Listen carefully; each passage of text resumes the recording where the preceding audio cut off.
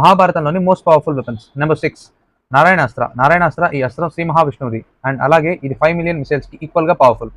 Number 5 మహేశ్వరాస్త్రం. ఈ ఆయుధం lord Shiva యొక్క 3వ కన్ను యొక్క శక్తిని కలిగి ఉంటుంది.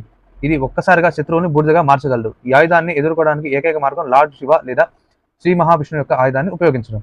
నెంబర్ 4 బ్రహ్మాస్త్ర. బ్రహ్మాస్త్రం ఒక one of the powerful weapons and అలాగే ఇది ఎంత పెద్ద సైన్యాన్ని అయినా నాశనం చేయగల శక్తి కలిగి ఉంది. నెంబర్ 3 బ్రహ్మానందాస్త్ర.